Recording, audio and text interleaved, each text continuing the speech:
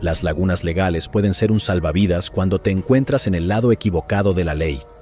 En lugar de pasar por la molestia de demostrar tu inocencia, simplemente podrías salir de la sala del tribunal con arrogancia gracias a una tecnicidad y continuar con tu vida. Tal vez acabas de salir de un arresto porque el oficial olvidó leer tus derechos mientras te golpeaba la cara contra el capó del auto, o evitaste una multa de tráfico declarándote un ciudadano soberano fuera del alcance de la ley. El único problema con los vacíos legales es que, más a menudo que no, resultan ser una completa farsa, como en ambos ejemplos anteriores. Entonces, si un criminal decidiera basar toda su estrategia en uno de estos viejos cuentos legales, se llevaría una gran sorpresa frente al juez. Ese fue el caso de John George Haigh, un asesino en serie que intentó burlar a la ley en su propio juego, solo para que le borraran la sonrisa de manera espectacular. Vamos con el hombre de las 1001 caras. Es 1937 y estamos en las oficinas del abogado William Cato Adamson en Chancery Lane, Londres. Adamson es un ejemplo de profesionalismo. Traje a medida, cabello cuidadosamente peinado hacia atrás y un desafortunado bigote a lo Hitler que seguiría estando de moda por unos años más. Los negocios van viento en popa para este destacado abogado, tanto que puede permitirse mantener oficinas en Guildford y Hastings. Además de su negocio legal regular, obtiene una buena cantidad de ingresos de acciones y participaciones heredadas de sus agradecidos clientes, las cuales vende luego a precios reducidos. Uno de los posibles clientes de Adamson recibió una carta de su parte ese año, ofreciendo otro lote de acciones a precios que parecían demasiado buenos para ser verdad. Este inversor con ojo de águila notó que Adamson había cometido un error de ortografía en el encabezado de la carta, omitiendo la D de Guildford, y por supuesto, hizo lo que todos hacemos cuando detectamos un error de ortografía: llamar a la policía, ¿verdad? Pues esta resultaría ser una de las pocas veces en las que un de la gramática hizo una contribución positiva al mundo, porque las cartas de Adamson eran, de hecho, parte de una estafa elaborada. Eran el equivalente de los correos electrónicos de un príncipe nigeriano en la década de 1930, lo que significa que las acciones e incluso el abogado mismo eran completamente fraudulentos. Cuando la policía allanó sus instalaciones, descubrieron que nunca hubo una oficina y que ni siquiera su nombre era Adamson, era John George Haigh, un estafador condenado cuyo historial delictivo parecía un primer borrador descartado de Atrápame si puedes. Nacido en 1909 en Stamford, Lincolnshire, John fue criado en una secta cristiana fundamentalista llamada Los Hermanos de Plymouth.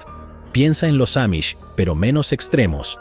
Hoy en día, sus seguidores evitan las computadoras, la televisión, la radio, la universidad, las elecciones políticas y básicamente cualquier entretenimiento en vivo más allá de cantar himnos con tus abuelos.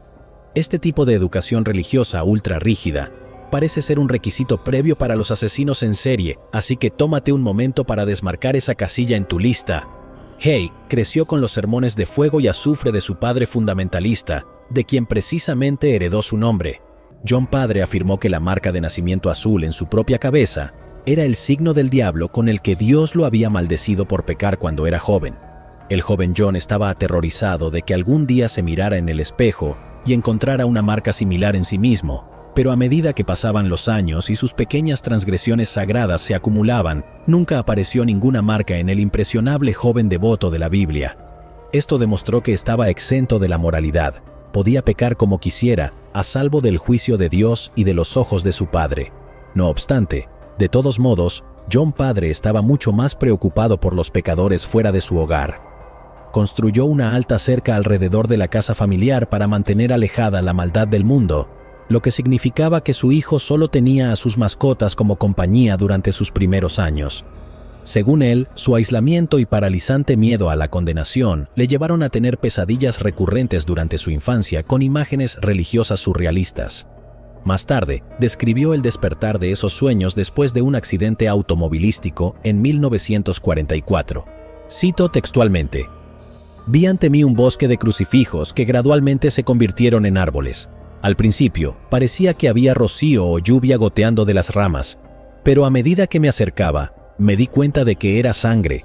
Todo el bosque comenzó a elevarse y los árboles, oscuros y directos, comenzaron a emanar sangre. Un hombre salió de cada árbol y cuando la copa estaba llena, se acercó a mí y dijo: bebe, pero yo no podía moverme. Sin embargo, amigos, a pesar de ser atormentado por las portadas de los álbumes de Black Sabbath cada noche, el joven se convirtió en un estudiante relativamente exitoso.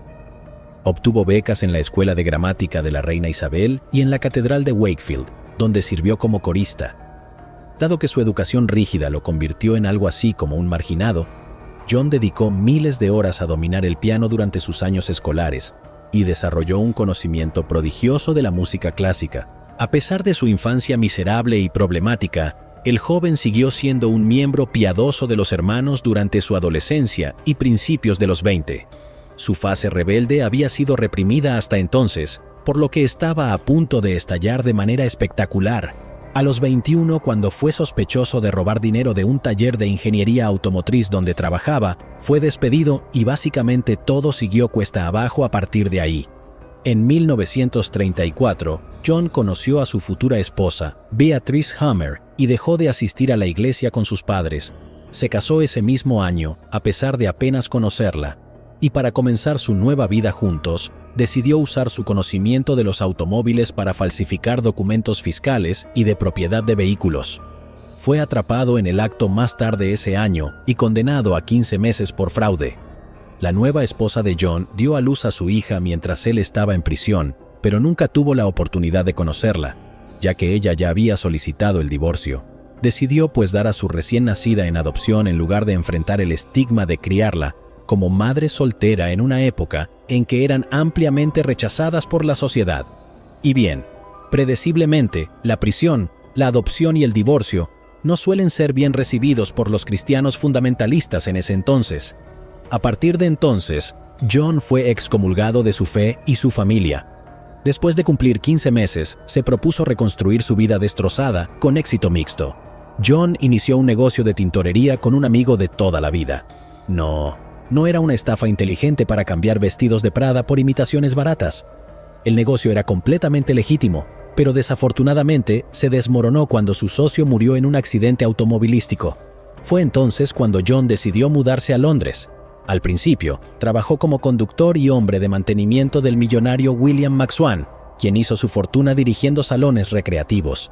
Luego, vino el episodio del falso abogado por el que cumplió 4 años y una condena adicional por fraude en menos de año y medio después de su liberación. Aunque la marca del diablo aún no había aparecido en la cabeza del joven estafador, tenía más que unos cuantos baches en su impresionante historial criminal. No obstante, cabe señalar que John de ninguna manera era estúpido. Sus planes eran operaciones sofisticadas respaldadas por un encanto natural, que lo hacía muy adecuado para su vida como estafador. El único problema era que, tarde o temprano, sus víctimas se darían cuenta. Si solo pudiera eliminarlos por completo de la ecuación, estafar a los vivos era claramente demasiado problema, y las cosas irían mucho mejor si simplemente podía matar a sus víctimas a medida que avanzaba. Pero, ¿cómo hacerlo sin terminar de nuevo en la cárcel por asesinato? Reflexionó larga y tendidamente sobre esa pregunta durante su última estancia en prisión, sumergiéndose en la biblioteca de la cárcel para descubrir cómo podría protegerse mejor. Hojeó libros de derecho día tras día hasta que por fin encontró el boleto dorado que necesitaba: Corpus Delicti. John se obsesionó tanto con la idea que se convirtió en su lema no oficial en la cárcel. Cada vez que John, o el viejo Corpus Delicti, como se le conocía, tenía la oportunidad, les contaba a sus compañeros de celda sobre su pequeña laguna legal latina. Según la ley británica, si no se encuentra un cuerpo, la condena por asesinato no puede tener lugar. No hay cuerpo, no hay delito. ¿Qué mejor manera de deshacerse de un cuerpo que con buenos y viejos baños de ácido? En esto se inspiró en los asesinatos del criminal francés Georges Alexandre Sarret. Pero a diferencia de Georges Alexandre, John no era químico, pero tampoco era abogado, y eso nunca le impidió intentarlo. Consiguió un trabajo en el taller de metal de la prisión que le dio acceso a ácido sulfúrico, y lo probó en los cadáveres de ratones muertos alrededor de la prisión. John descubrió que, como todos sabemos, se necesitan alrededor de 30 minutos para disolver un cadáver de ratón completo en una bañera de ácido. Por extrapolación, él calculó que un cuerpo humano podría tardar 1 noche o 2 como máximo. Mientras vertía el ratón licuado por el desagüe, John sonrió para sí mismo. Si pudiera replicar este pequeño y psicótico proyecto científico a mayor escala, seguramente se convertiría en uno de los criminales más grandes que haya existido. Al ser liberado en 1940, John encontró que Londres era muy diferente a como la había dejado. La Segunda Guerra Mundial estaba en pleno apogeo y la capital inglesa había sido devastada por los bombardeos de la Blitz. Ese es el tipo de entorno caótico en el que un asesino en formación realmente puede prosperar. Así que John comenzó a alquilar un pequeño taller en el sótano de la carretera Gloucester y a acumular ácido para su primer intento de hacer un guiso humano. Pasarían 4 años antes de que tuviera la oportunidad de probar su receta. Fue entonces cuando fue a tomar una copa en un bar llamado The Goat Tavern en Kensington, uno de los bares más antiguos de Londres. Allí se encontró con un viejo conocido, William McSwan, el rico londinense de origen escocés para quien había trabajado una vez. Los dos hombres pasaron la noche volviendo a conocerse, pero estar en compañía de la riqueza no le sentaba demasiado bien a Johnny Boy.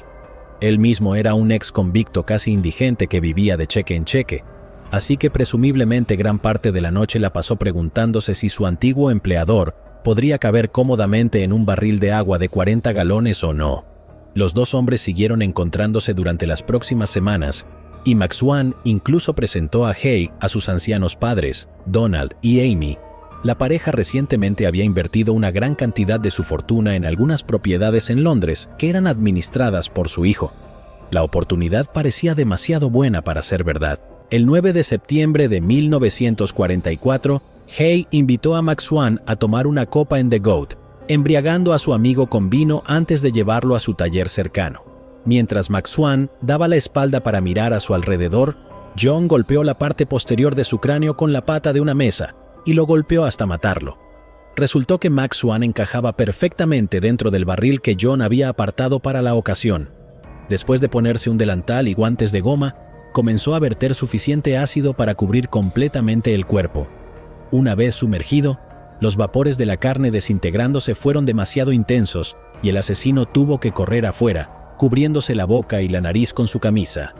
Haig logró regresar suficientemente a tiempo como para cerrar la tapa del barril lleno de sangre y ácido burbujeante, y luego se fue a casa. Pero no pudo quitarse la imagen de la mente. La visión de ese caldo sanguinolento revivió sus viejas pesadillas de la infancia y sus sueños volvieron a estar llenos de ríos de sangre. Cuando despertó de ese espectáculo de horror surrealista, se sintió como un hombre nuevo. Creyendo que había cometido el crimen perfecto, fue a visitar a los padres de McSwan para atar los cabos sueltos. Les dijo que su hijo, quien estaba un 75% desintegrado, había sido convocado para unirse a la guerra, pero eligió una vida de fugitivo como desertor en su lugar. Incluso su hijo prófugo les envió postales desde las tierras altas escocesas en los meses siguientes, todas escritas por Haig, en las que confirmaba que quería que John se encargara de cobrar el alquiler de las propiedades de Londres hasta su regreso. Además, estaba bien si su amigo quería quedarse en su elegante apartamento en el centro de la ciudad mientras él no estuviera. Haig fue lo suficientemente astuto como para que los McSwan creyeran la historia desde el principio, confiando en que cuidaría de sus asuntos hasta el regreso de su hijo.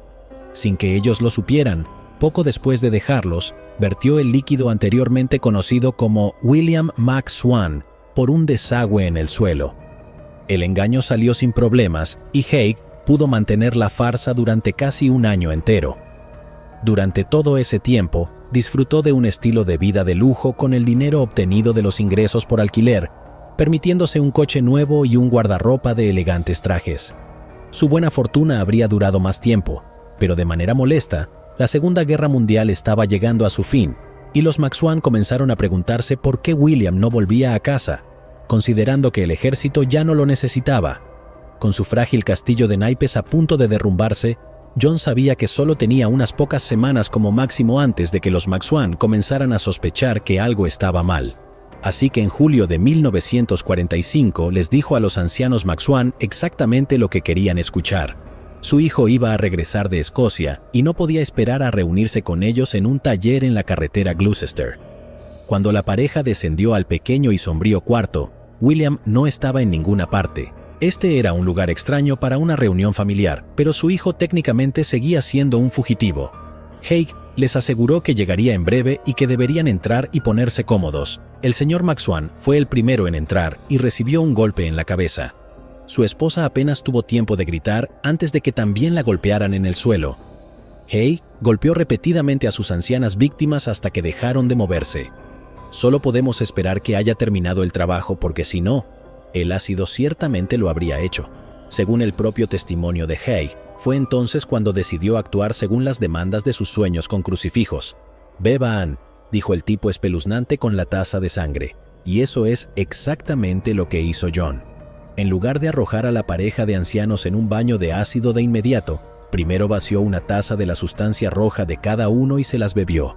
Quiero decir, cuando ya has pasado de matar y disolver personas, ¿por qué no hacerlo? No estoy justificando el canibalismo, solo señalando que el salto entre los baños de ácido y el canibalismo no es tan grande. Y los restos de la pareja fueron desechados de manera segura por el mismo desagüe que su hijo, y Hay se hizo cargo de sus asuntos. Esto incluía decirle a la casera que habían decidido mudarse a Estados Unidos y hacer que sus cheques de pensión fueran enviados a su nueva suite en el Hotel Onslow Court en Kensington. Después de falsificar la firma de William McSwan para obtener poder de representación sobre su patrimonio, se deshizo de las propiedades en Londres, de varias inversiones y pasó los contenidos de su hogar a su nombre. Le reportaron casi 4.000 libras en total, o alrededor de 170.000 libras en dinero de hoy. Estaba progresando en el mundo. Resultó que lo único que necesitaba para cambiar su carrera de estafador en decadencia eran 10 galones de ácido y una actitud positiva. Sin embargo, había un problema más. John Hay no era tan bueno para retener dinero como lo era para estafar a la gente. Junto con su nueva y lujosa residencia en el hotel, gastó dinero impresionando a una nueva novia llamada Bárbara, y lo derrochó todo en una adicción al juego devastadora. Para 1947, sus fondos ya se estaban agotando, y algunas estafas menores aumentaron sus reservas, pero lo que necesitaba era otra gran ganancia. Comenzó a observar posibles víctimas en la alta sociedad de Londres, y encontró el objetivo adecuado en Rosen y Archibald Henderson, una pareja de mediana edad y adinerada que estaba vendiendo una casa en la ciudad. Hay fue a ver la propiedad presentándose como un ingeniero que recientemente se había mudado a la ciudad y logró encantar a la pareja con su conocimiento de música clásica. Mientras estaba allí, los Henderson quedaron tan impresionados que lo invitaron a tocar el piano en la fiesta de inauguración de su nuevo lugar en el Hotel Metropole, sellando una amistad que terminaría siendo su perdición. Habían invitado sin saberlo a Drácula a su hogar. Fue en esta fiesta donde Hay puso sus manos en su nueva arma de elección, robando el revólver de Archibald de un cofre en el dormitorio. Durante el año siguiente, el asesino del baño de ácido logró infiltrarse en los asuntos de la pareja, aprendiendo sobre sus diversas propiedades e inversiones en detalle y ganándose la confianza de su círculo social con su encantadora fachada. Mientras tanto, estableció un nuevo taller en la carretera Crowley, en Sussex, mucho más cerca del hogar de los Henderson en Brighton, y lo equipó con 2 grandes barriles y 3 jarras de ácido sulfúrico. El 12 de febrero de 1948, llevó a sus nuevos mejores amigos, allí uno por uno. El Dr. Henderson fue el primero en ser atraído bajo el pretexto de echar un vistazo anticipado a la nueva invención de Hay. Cuando condujo a la señora Henderson hasta allí, le dijo que su esposo se había enfermado y la estaba esperando. En realidad, su cuerpo yacía muerto en el almacén. Hay le había disparado en la parte posterior de la cabeza con su propia pistola. La señora Henderson tuvo el mismo destino en el momento en que entró. Hay hizo una incisión en cada uno de ellos con su navaja y drenó su sangre en un vaso. Después de disfrutar de un buen trago fresco, arrojó los cuerpos de los Henderson en barriles separados y los dejó disolverse durante la noche. Cuando regresó al día siguiente, Hay descubrió que el proceso no había sido tan exitoso como antes. Aparentemente, su nuevo proveedor había sido mezquino con el ácido, ya que quedaron algunos trozos humanos en el caldo rojo oscuro, incluyendo la mayor parte de uno de los pies de la señora Henderson. Hay se consideraba prácticamente invulnerable en este punto, así que decidió deshacerse de los barriles como estaba planeado anteriormente. Seguramente, los gatos del vecindario se encargarían del resto. Mientras los Henderson empapaban en el suelo en un terreno baldío cerca del taller, Hay volvió a utilizar sus habilidades de falsificación para hacerse cargo de su patrimonio. Comenzó con una carta al hermano de Rose, Berlín, explicándole que ella y su esposo tuvieron que abandonar el país y que su buen amigo John se encargaría de resolver sus asuntos en el Reino Unido. Comprensiblemente, Berlín no estaba convencido, pero el vampiro de lengua plateada inventó una historia convincente para despistarlo. Explicó que el Dr. Henderson fue atrapado realizando un aborto ilegal, por lo que él y su esposa decidieron huir a Sudáfrica. Con el hermano tranquilizado por el momento, Haig logró obtener unas jugosas 8.000 libras, que equivalen a 335.000 libras hoy en día al deshacerse de los activos de la pareja e incluso se quedó con su perro como recuerdo. Una vez más, pensarías que ese sería suficiente dinero para que Haig se retirara al extranjero y dejara atrás sus formas chupasangre, pero sus hábitos de juego se apoderaron de él una vez más. Gastó la mayor parte de la fortuna de los Henderson en unos 14 meses, recurriendo una vez más a esquemas insignificantes para cubrir el déficit en sus gastos. En junio de 1948, uno de sus autos fue encontrado en el fondo de un acantilado después de que él lo denunciara como robado. Había llevado a su ahora prometida Bárbara al acantilado poco después y le explicó cómo había rodado el vehículo por el precipicio él mismo para cobrar el dinero del seguro. Eso probablemente le consiguió algunas manos más de blackjack, pero poco después se encontró en una necesidad desesperada de dinero. Durante el próximo año, John se endeudó cada vez más, tomando préstamos solo para pagar otros préstamos. Su prometida empezaba a sospechar, y la imagen que había cuidadosamente cultivado de un caballero moderno exitoso del mundo comenzaba a desmoronarse. A estas alturas, Haig era un rostro familiar en el Hotel Onslow Court y se había integrado con la pequeña comunidad de residentes de larga estancia. Entre ellos se encontraba Olive Durant Deacon, una viuda de 69 años. Olive Durant Deacon, al igual que todos los demás residentes, tenía la impresión de que su vecino era un inventor exitoso, así que el 14 de febrero de 1948 le hizo una propuesta. Ella había creado un prototipo de uñas postizas y quería saber si él podía desarrollarlas en un producto completo. Unos días después, el 18 de febrero, John le dijo que había estado haciendo algunos ajustes en su taller y quería mostrarle los resultados. Ambos se subieron a su auto y se dirigieron a Crowley, donde él señaló hacia una pila de documentos de patentes falsas en el escritorio de trabajo. Básicamente, ya sabes lo que va a suceder cuando ella se inclinó para inspeccionarlos. Disparo, taza de sangre, baño de ácido, cama. Cuando se notó la ausencia de Olive Durant Deacon en el desayuno al día siguiente, Haig les dijo a los otros residentes que ella nunca se presentó a su reunión en absoluto. Al día siguiente, incluso se ofreció a ir a la estación de policía con una amiga cercana de Olive, llamada Constance Lane. En la estación se encontraron con el sargento Lambourne, quien interrogó a Haig sobre la reunión que había organizado con la mujer desaparecida. El sargento sospechó de su coartada sospechosa desde el principio, así que investigó su expediente después de que la pareja se fue y descubrió el historial de fraudes del supuesto inventor y comenzó una investigación sobre las verdaderas circunstancias de esa misteriosa reunión. A la mañana siguiente, el estafador volvió a la escena del crimen para deshacerse de los restos y organizar la venta de los efectos personales de Olive. Fue una especie de golpe de suerte en comparación con su último golpe. Los artículos incluían un abrigo de piel en buen estado, algo manchado de sangre, un poco de cambio suelto y un puñado de joyas. En total, Johnny se hizo con unas 110 libras, pero para empeorar las cosas, el despreciable Berlin Henderson estaba causando problemas de nuevo, pidiendo a la policía que encontrara a su hermana para que pudiera reclamar una herencia familiar. Cuando mencionó el nombre de John Haig a los policías, rápidamente relacionaron la desaparición reciente. Esta intromisión puso a Berlín en la parte superior de la lista de víctimas del vampiro del baño de ácido, si pudiera mantenerse libre el tiempo suficiente para lograrlo. Para el sábado siguiente, la policía había obtenido permiso para forzar la puerta del taller. Dentro, encontraron un barril vacío con un alfiler de sombrero en el fondo, un delantal de goma, una máscara de gas, varios recipientes de vidrio con un poco de ácido en el fondo, un revólver Enfield 38 recientemente disparado y un recibo de tintorería por un abrigo de piel de cordero persa negro del mismo tipo que solía usar la mujer desaparecida. ¿Fue valentía, estupidez o simple pereza lo que lo llevó a dejar tal tesoro para los detectives? Bueno, probablemente fue una combinación de las tres. El lunes 28 de febrero, la policía, una vez más, esperaba a Haig en el hotel bajo el pretexto de otra investigación de rutina.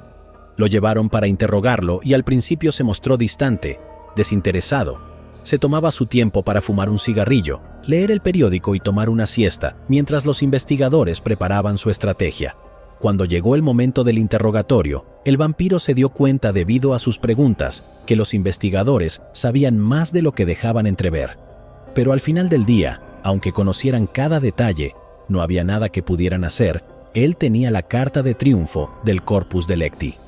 Cuando quedó a solas con el inspector ejecutivo Albert Webb, el detective inspector, John le preguntó: «Dime sinceramente, ¿cuáles son las posibilidades de que alguien sea liberado de Broadmoor?» Broadmoor es uno de los hospitales psiquiátricos de máxima seguridad más notorios de Inglaterra. Webb se negó a discutir el asunto y John respondió: «Bueno, si te dijera la verdad no me creerías, suena demasiado fantástico para ser verdad». Huyck reflexionó por un momento antes de decidir revelar todo. Como un villano de superhéroe cursi, confesó su plan maestro en un extenso monólogo, intoxicado con el poder de su propio genio, desde aquel pobre ratón de prisión hasta la señora Durand Deacon. Con alegría, le dio al detective una línea de tiempo completa de su ola de asesinatos, destacando el momento en que dijo: «Te lo contaré. La señora Durand Deacon ya no existe, ha desaparecido por completo y no se puede encontrar ningún rastro de ella. La he destruido con ácido. Encontrarás el barro que queda en la carretera Leopold. Todo rastro ha desaparecido. ¿Cómo puedes probar un asesinato sin un cuerpo?». Resulta que Haig habría tenido mucho mejor resultado si hubiera repasado su latín antes de estudiar esos libros de derecho, porque entonces habría entendido lo que realmente significa su frase favorita. Corpus Delicti no significa ningún cuerpo, ningún crimen en absoluto. Se traduce literalmente como el cuerpo del delito, pero no debe tomarse literalmente.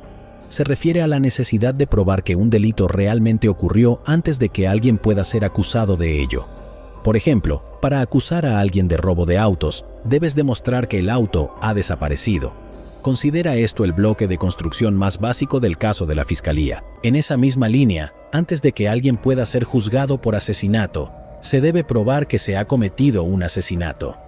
Ten en cuenta que no se necesita un cuerpo literal, solo que haya alguna prueba de un asesinato disponible para presentar ante un jurado. Eso es suficiente para cumplir con el requisito del cuerpo del delito, incluso sin la presencia de un cuerpo literal. Solo imagina la cara de John cuando alguien con un conocimiento adecuado de la ley le explicó esto.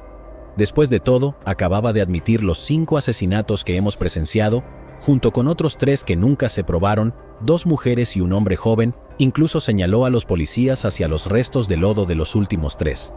El 1 de marzo, los patólogos forenses entraron a recoger y raspar todas las pruebas juntas, usando gruesos guantes de goma para protegerse del ácido residual. Luego, tamizaron la tierra en el terreno baldío, que estaba salpicado de varios fragmentos de restos humanos. Si estás comiendo carne, es posible que quieras hacer una pausa ahora. En la parte superior encontraron una piedra biliar, la cual marcaba la posición donde había arrojado los cuerpos. Al excavar más profundo, descubrieron otras 2, junto con 12 kilogramos de grasa corporal humana, un pedazo de pie izquierdo, 18 fragmentos óseos, un estuche de lápiz labial, una manija de bolsa y una dentadura postiza completamente intacta. Más tarde, el dentista de Olive logró relacionar esto con sus registros dentales y los patólogos forenses pudieron reconstruir su pie para que encajara perfectamente dentro de uno de sus zapatos, como un reinicio oscuro y escalofriante de Cenicienta. Como habrás adivinado, un charco de humanos es más que suficiente para satisfacer los requisitos del Corpus Delicti, lo que hace que la carta de salida de la cárcel de John no tenga absolutamente ningún valor. En lugar de escapar como esperaba, el pez se lanzó directamente al barco del pescador. Pero Haig no se dejó amilanar por su propia torpeza. Cuando fue arrastrado ante los magistrados del condado de Sussex el 1 de abril de 1949, estaba de buen humor y contó chistes durante la audiencia inicial. Aunque su primer golpe de genialidad fracasó, se le ocurrió otro que pensó que lo salvaría de la horca: alegar demencia y terminar en una cálida y acolchada celda en Broadmoor. Antes de los procedimientos, Haig preparó su defensa hablando con psicólogos y psiquiatras de la prisión y contándoles historias sobre los sueños surrealistas que afirmaba haber tenido desde la infancia. Habló una y otra vez sobre beber la sangre de sus víctimas y explicó que actuaba según los impulsos perversos de sus pesadillas, que se habían filtrado en su mente despierta. pero los psicólogos y psiquiatras vieron a través de su nuevo plan. Sus desvaríos sonaban sospechosamente como alguien que había hojeado un libro de psicoanálisis en lugar de los verdaderos problemas de un loco, por lo que se negaron a darle el diagnóstico que necesitaba. Teniendo eso en cuenta, es posible que nunca haya tenido esos sueños ni bebido sangre en absoluto. Esto podría haber sido solo pequeñas mentiras piadosas para presentarse como un lunático en lugar de un simple asesino y ladrón. Más tarde se reveló que Haig entabló amistad con un trabajador de un hospital psiquiátrico de Sussex y pasó horas interrogándolo sobre los detalles de diversos trastornos mentales. Probablemente solo se estaba preparando para la última actuación de su larga lista de estafas. Sus crímenes fueron cometidos puramente por ganancia o tal vez en parte por la emoción de sus engaños. El juez y el jurado vieron a través de esta última estafa. Actuando en nombre de la acusación, el señor Hartley Shawcross convenció al jurado de rechazar la declaración de demencia, ya que los crímenes de Haig estaban claramente premeditados con el objetivo de obtener beneficios materiales. A los pocos minutos de deliberación, el jurado regresó con su veredicto: culpable como el demonio, usando el término legal oficial. Así que el vampiro del baño de ácido fue condenado a muerte por ahorcamiento. No había forma de que pudiera engañar para salir de esta. El 10 de agosto de 1949, el día en que estaba programado para morir, uno de los carceleros le ofreció al vampiro una copa de su segunda bebida favorita, brandy. Haig respondió: «Hazme uno grande, viejo amigo». Minutos después, cayó al final de una cuerda y su cuello se rompió. El asesino del baño de ácido estaba muerto. Este fue el resultado inevitable de la bravuconería sobrehumana de Haig y su comprensión dudosa de los puntos finos de la terminología latina. El asesino, que se creía más astuto que la ley, había sido verdaderamente arruinado por su propia supuesta invulnerabilidad. Porque, realistamente, si hubiera sabido cómo manejar su dinero y su orgullo, es muy posible que hubiera logrado escapar por mucho más tiempo. Mientras que muchos criminales en la historia han logrado salirse con la suya gracias a tecnicismos, creo que este caso demuestra que es mejor tener los resquicios legales como respaldo en lugar de construir todo tu plan en torno a ellos. Sí, el vampiro del baño de ácido vivió 100 vidas diferentes durante su tiempo en la Tierra. Mentiroso, inventor, químico y más. Pero detrás de todo eso, había un asesino egocéntrico y malintencionado que disfrutaba explotando la confianza de los demás antes de borrarlos por completo del mundo. Esto demuestra que nunca puedes estar realmente seguro de que conoces verdaderamente a alguien. Así que, si tu amigo te invita a su taller en el sótano para mostrarte algo genial, más vale que estés alerta. Llegados aquí, ¿acaso no has visto este otro crimen? Yo no me lo perdería, ¿eh?